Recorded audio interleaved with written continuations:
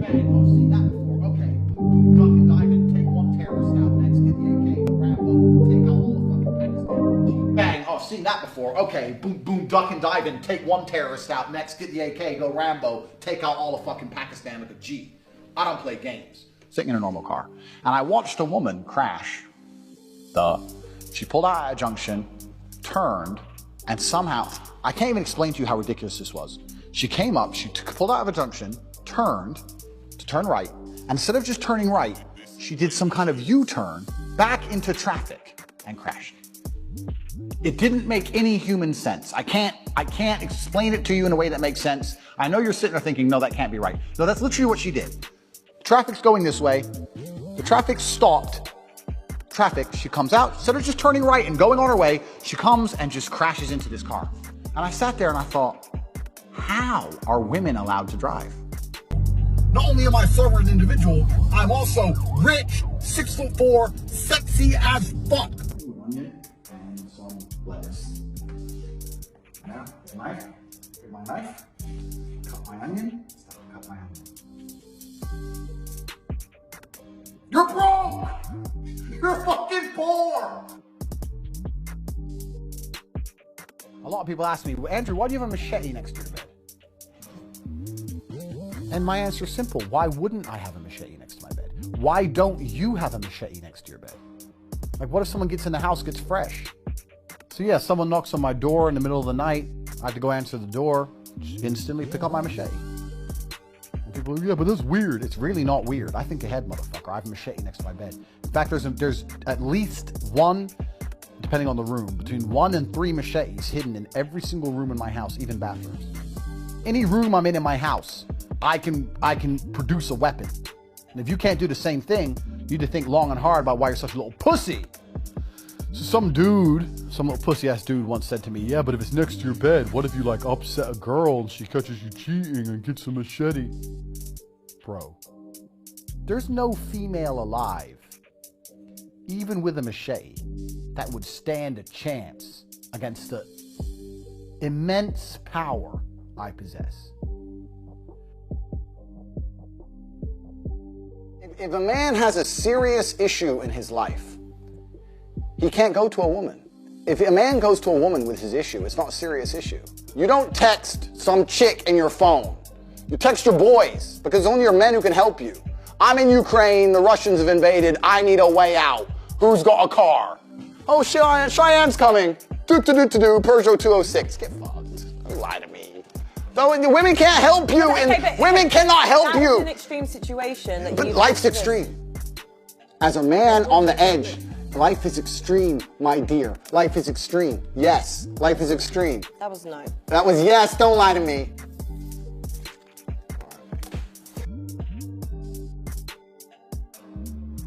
Little electric, my little plug. Ooh, let me get my little plug and plug it into my Tesla. Maybe I can get an erection one day. Is this the man you are? I look like a bitch. No, I'm not like these fucking mask wearers. No. I walk into hell and the devil's like, oh, I'm gonna burn you. So you're gonna do shit. I find myself super funny. I find myself super funny. You're a fat, ugly sack of shit. I mean, if you're a really good friend, no, not even if you're a friend. If you're my friend, you just can't be a pussy. Well, I had a heart attack. Get the fuck up. And the most annoying thing about this fat cunt is that when he's DJ, he MCs. And when he MCs, all he says over and over again is, oh my God. They're on the radio back and forth. And I heard the little one, the little hijabi one, say, oh, maybe we need a male officer. Basically saying, we can't arrest this dude. So these 2 little women who can't arrest me, but threatening to, can't chase anyone, but telling me I have to fucking sit still. So I said, okay, I agree. This is my public declaration. I got my phone out and start recording. I wish I still had this fucking video. This is my declaration. I agree. I will not chase the car. I'm saying now I'm free to go. I'm not a criminal. I'm free to go. I will not chase the car. And they were like, they knew I was lying. They were like, he's going to go chase the car. Drew, I know you said money isn't real, but I'm getting fucked.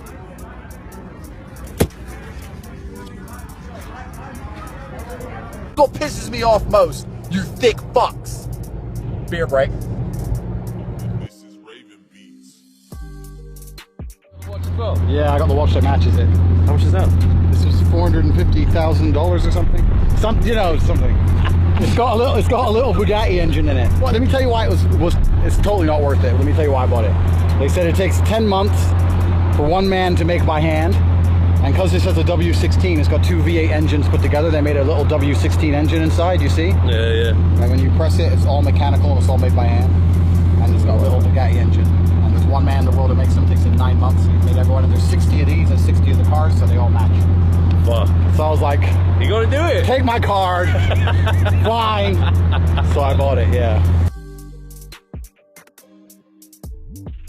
I always park in disabled bays. I'm not a bad person, but I'm a quick person. Most people are slow and stupid. I'm fast. There was no third people in wheelchairs trying to use this space in those 45 seconds to do anybody. No one loses. The last time I took one of these spaces, someone goes, "Excuse me, are you disabled?" I replied, "I'm excellent." And their face was like,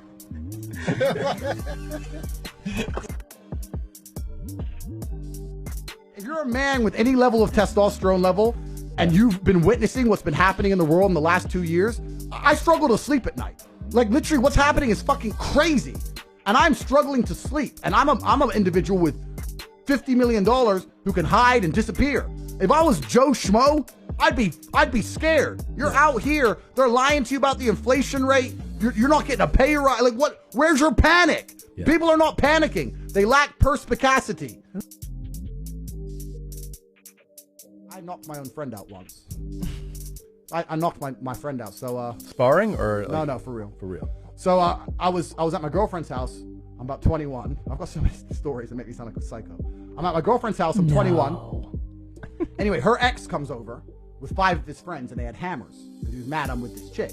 I'm with my boy, and I'm like, what should we do? My friend's like, what should we do? What should we do? It's like, listen, this has been going on a while. He's been texting me. There's been a problem. Let's go out. Let's just deal with this. So I go out with my friend, and the ex goes to me, listen, starts threatening me with the hammer. You just have to apologize. You want me to say sorry for taking this bitch. So I ain't saying sorry to you. Because if you say, you capitulate, it gets worse, right? So I was refusing to say sorry to you. And my friend next to me goes, well, why don't we just say sorry? It's 5 against 2, and now the guy on my team is acting like a coward and inspiring the enemy. I turned around and punched him so hard in his fucking face. Wow. I knocked my own friend out cold. And you know what those 5 dudes did after that? Shit. They're like, Tate's nuts. He just knocked his own boy out before the fight starts. But you have to dismantle the coward next to you if you stand a chance. You can't be rolling with cowards. Cowards are they're more detriment than anything else. If that fight went down, do you think he was gonna help me? He would just fucking run away anyway. Yeah. So what do I need him for? He's just a mascot for my enemies. Now he's just helping the enemies out. Jeez. I was like, are you telling me people stole my car and the police won't chase them? So I was like, what do you mean? She goes, well, we're not chase trained anyway. I said, what does that mean? She goes, oh, well, our car is not prepared to chase and we're not chase trained. I said, why did they send 2 fucking police officers who aren't chase trained in a car that can't drive fast to a car theft? So, right in front of the police officers, I call my boy and I say, Fahid, get the fucking Ferrari. We're going to fucking chase this car. The police officer goes, excuse me, no, you can't chase it. It's like, whoa, if the police aren't going to chase the car, I'll chase my own fucking car. And they go, no, that's unlawful behavior. Over the radio, I heard them discussing detaining me. The Met police are now threatening to arrest me to prevent me from fucking chasing my own car through London because it's a public health hazard. So by the time I get to the car's location, the police are already there. And they parked it. And the reason they do this is because they know luxury cars have trackers. So they park it in like a hidden location and they leave it for like 2 weeks, 3 weeks, 4 weeks. And they wait to see if it gets found. And if it doesn't get found, then they worry about what to do with it. Because they don't want to do anything too much with it while there's a tracker on it because they get caught in the car. And they have a lookout.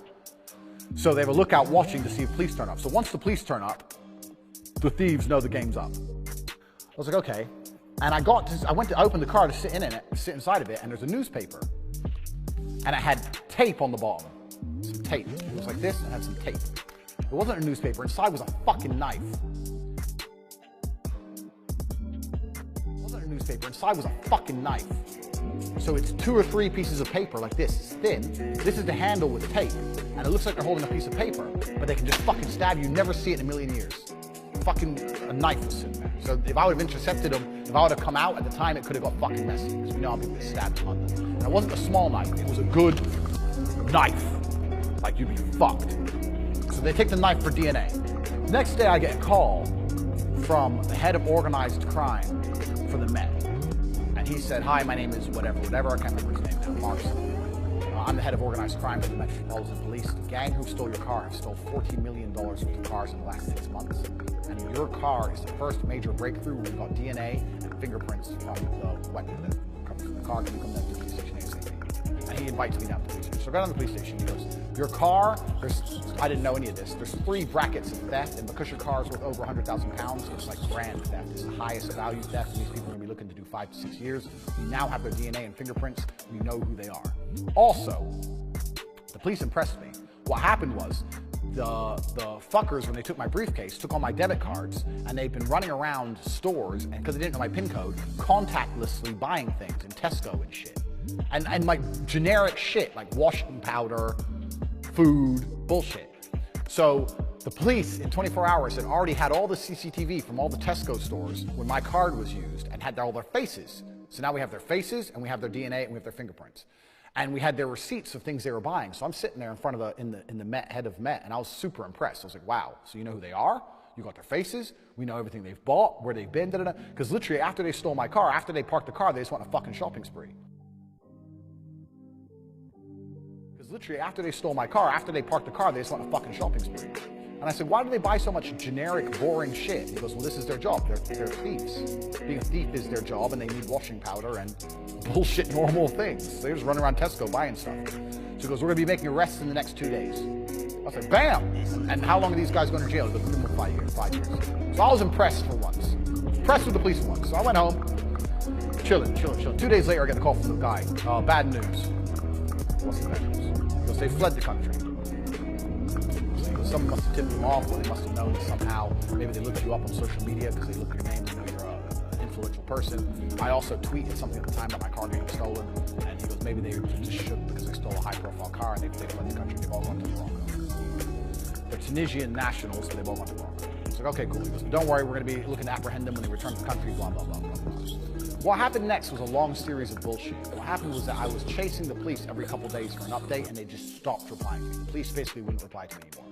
3 months after this, eventually I get an email from this guy going, hi, can you come down to the police station again?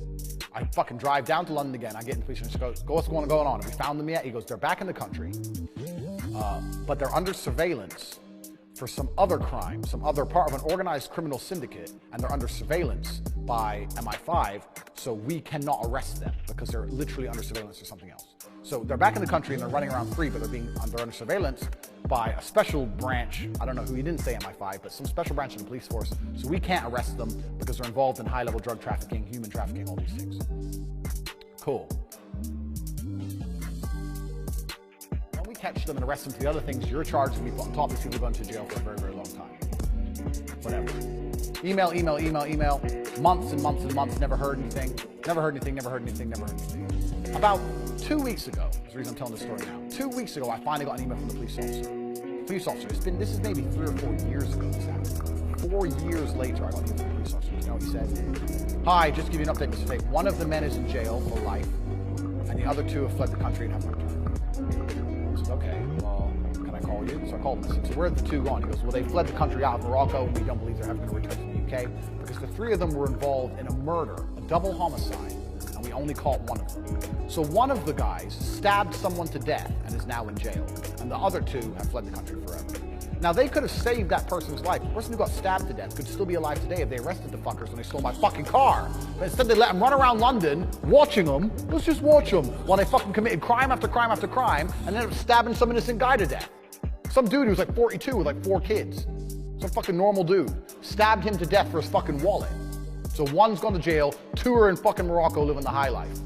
That is the British justice system. The only person who fucking was getting, besides the dude in jail, I had more threats of arrest than the other 2. The other 2 fuckers weren't even getting threatened to be arrested. They were gonna arrest me for trying to get my own fucking car back.